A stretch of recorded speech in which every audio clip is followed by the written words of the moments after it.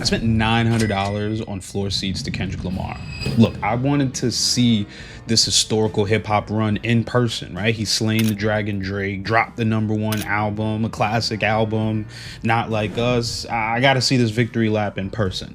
So when the tickets became available, I went to go cop them. And look, I had the money, but when I went all the way to the little checkout button at the bottom, I saw like this cool little logo, this Affirm logo. Said that I could split this $900 into 4 easy payments. No interest, no credit check, no problem, right? So I clicked it. In my mind, I could like theoretically keep my money and see Kendrick Lamar. So why not? I did it. And just like that, I'm singing Snooze and Squabble Up with a stadium full of people while my favorite rapper watches me do it. My feet are killing me because it's standing room only and it was like a 3-hour concert. And I definitely overpaid. Like, I got them tickets as soon as they dropped. And if I waited just a little bit longer, I could have saved like $200, $300. But I'm there. YOLO. It's the memories, right? Anyway, this awesome experience is all due to this little Affirm button. So I looked up, what is this? What is Affirm? What is buy now, pay later? You know, when you see something once, you just start seeing it everywhere.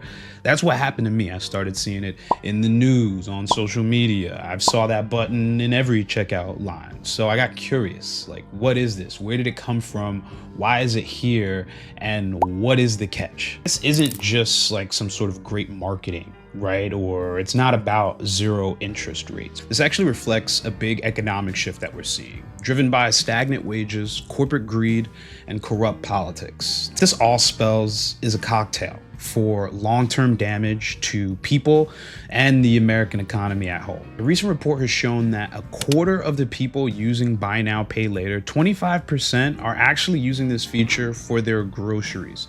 That's up 14% from last year. Quarter of total people that use buy now, pay later also have at least 3 active loans at once. And 41% of people have admitted that they have made late payments already to some of those loans. Obviously, the biggest question is like, why would they do this if they're not making money off of interest charges like most loans and banks do, right? How they make their money is actually through the transaction fees, right? They charge between 3 to 8% for whatever platform you're buying this thing off of to use this buy now, pay later feature, right? Affirm, Klarna, what have you.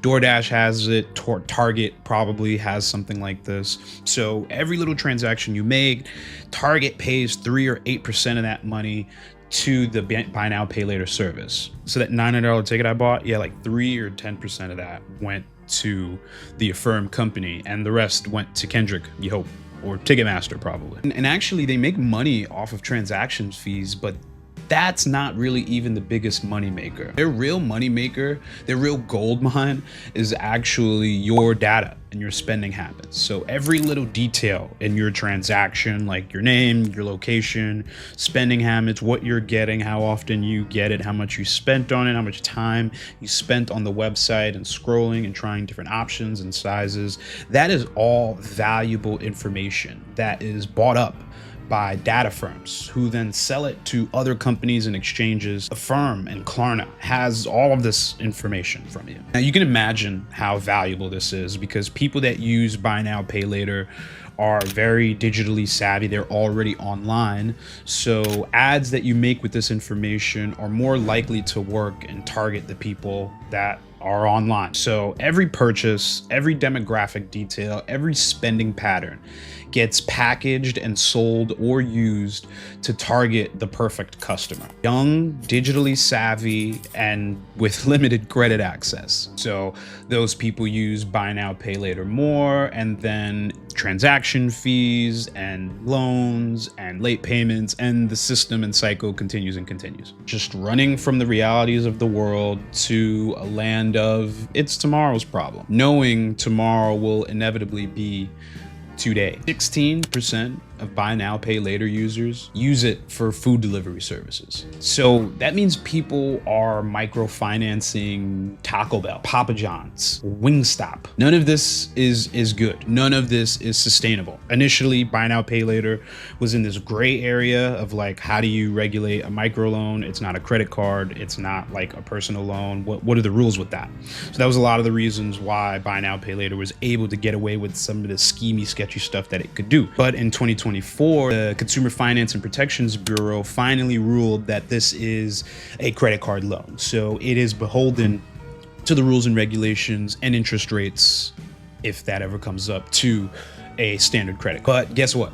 That administration is gone, and not only is the rulings and regulations against buy now, pay later under the CFPB gone, but the CFPB itself is about to be gone as well under this new administration. Needless to say that it is the Wild West when it comes to loans and interest rates these days. And obviously it's all because, you know, this great administration wants us all to be able to sit front row at our favorite rapper's concert. It really does also mention how fast consumerism is changing in America and what it means to actually purchase something and what you get from a transaction these days. Let me explain this real quick, right? So everything's become like subscription based or installment based, right? You have buy now, pay later, you have Apple Music or Spotify or Netflix or Hulu. You probably have all three of these things. Whereas back in the day, you probably just paid for cable, or you bought DVDs, or you bought CDs, and you actually owned the media that you had. Companies started to realize that they make more consistent money by turning consumers into recurring customers. So instead of buying this album once for $15, how about for $10 a month, I'll give you every song that's ever been made. Moving from like an ownership stage, right? We're moving from a culture of actually owning things to renting everything. We don't own homes, we don't own our music, we don't own movies, and apparently we don't even own the food that we get from delivery services. And I'm sort of young, I'm kind of in between the phase. I remember when we used to own these things. So I wonder about this younger generation who grow up never maybe having owned any sort of media, digital or physical, who kind of expect that the world runs this way, that your money is just supposed to burn up every month and every day. It's like we're normalizing an entire generation to just be okay with living in low-level debt, right? It's like doubling down on the problem and excusing it with nihilism because there's no point in saving it anyway. This is a frustrating gambit to be in. But if you asked and you wanted to know, I had a great time. It was totally worth it. I paid all of those payments on time, no worries, it was gone, but it was easy. And you know what? Maybe that is the problem. It was easy. It was convenient. I would do it again. Maybe I'll do it for this thing and that thing and the third and the fourth. And next thing you know, I have like 5 buy now, pay later loans out. And if I miss just one, it's like a house of cards falling down on me. And if someone who is financially literate and knows how this system works against you, but has the money, still fell for this, what chance does someone who doesn't have any of that have against this? What chance does a young person who is digitally savvy with low credit and high interest in buying and no experience owning would think about this? They'd probably do it all the time. Like, what does that tell you about how powerful these psychological nudges really are? Maybe the house always wins because we don't even realize we're playing. We're moving to a world that's more subscription-based, rent-based, and payment plan-based. As I stand in front of that stage and I watch Kendrick Lamar take his victory lap against his battle against this cultural colonizer,